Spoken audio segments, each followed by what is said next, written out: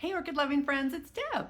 I thought I would come back and tell you about some of the plants that I used to have in water culture and where they are now and changes that I have been making along the way. And we're going to start with this one. This is my Miltassia CM Fitch Izumi. She's a beautiful flower. It's the spider flower with purple and brown and green freckles along the bottom and the lip. She is a stunner, and she has been going through it, all, of course, my fault. So previously with my oncidium types, semi-water culture, so 1 day a week, I would give them a big drink of water, dump the water out, leave them growing bare root. Usually just in glass beads, not necessarily bare root, but growing in glass beads. Tongue twister. And so for the longest time, she did really, really well, and then she didn't. I know for a fact that many occasions I overfilled her water and left her sitting in it for way too long, not letting her dry out. So lack of airflow, too much water, not allowing her the time to dry out in between waterings, all of those things we know is a recipe for disaster. And I did it to her. So she ended up getting the orange rot. Now on camera it looks kind of brown, but this was definitely orange. And I freaked out. So this bulb here was the first sign that something was happening. And the only place that this bulb had any discoloration on was on the outside leaf, and it was pretty bad. I do recall that. And so I hacked away at that leaf, and the bulb that was behind it, so right here, I ended up hacking out completely.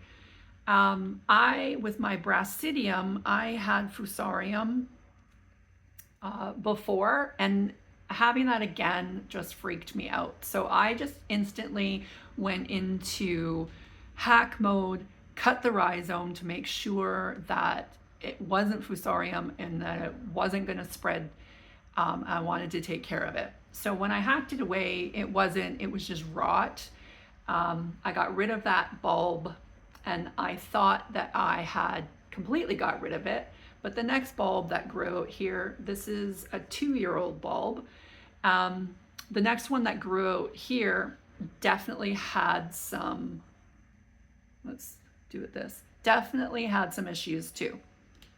But once I hacked away, I sprayed it all down with hydrogen peroxide 3%, let her completely dry out. Then I put some cinnamon on the open wound. I treated with some fungicide as well, topical, and then let her dry out with the cinnamon on there. And I left her just growing bare root the way that she was, without anything, just bare root for a little while to just give her an opportunity to completely dry. I hacked away at all the outside leaves, all of that. And when I pulled the outside leaves off of this bulb here, there was a flower spike in there that is still there, but you can see like it completely dried up, of course, but that's okay.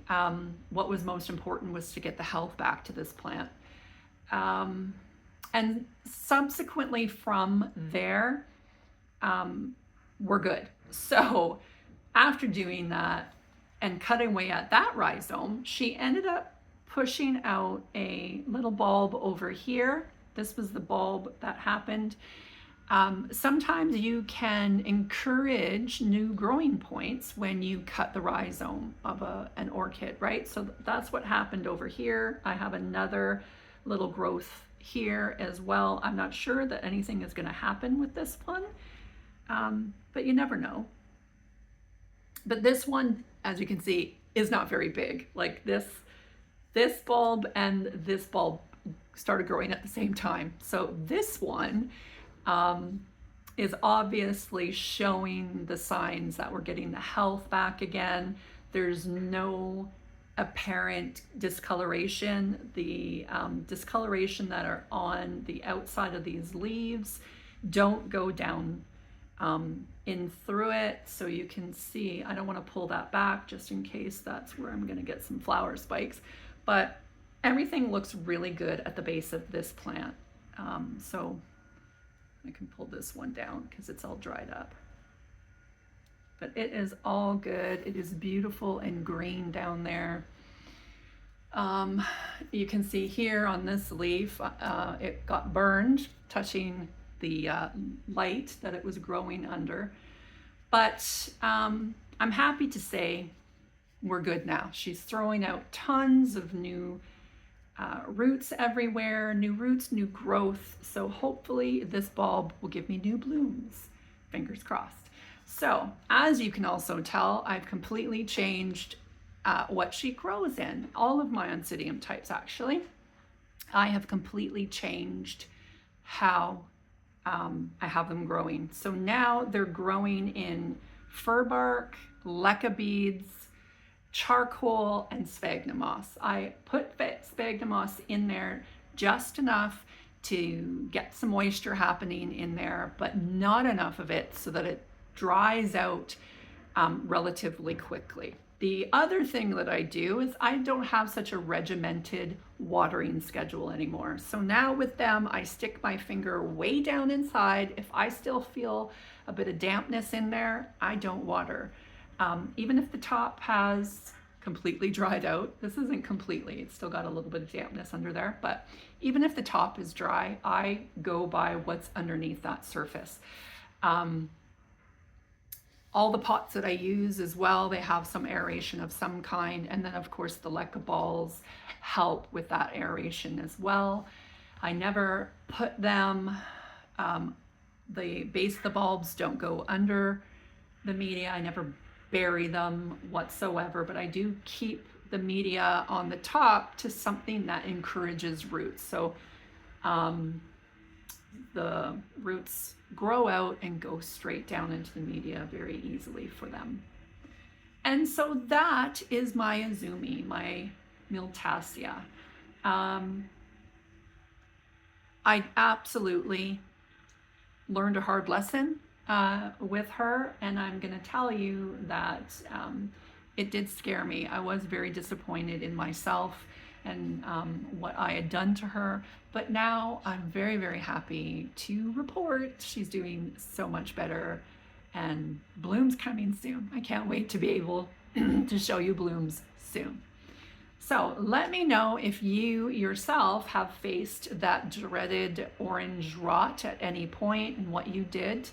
I'm very interested to know, because when I typed in orange rot, it was very difficult to find anything. There was always brown rot. There was always, rot in general. But for orchids in particular and that orange rot, there wasn't a lot of information out there. So on what to do about it, other than hack away at the plant. Anyway, thanks for staying with me, friends, and I will see you in the next one. Bye now.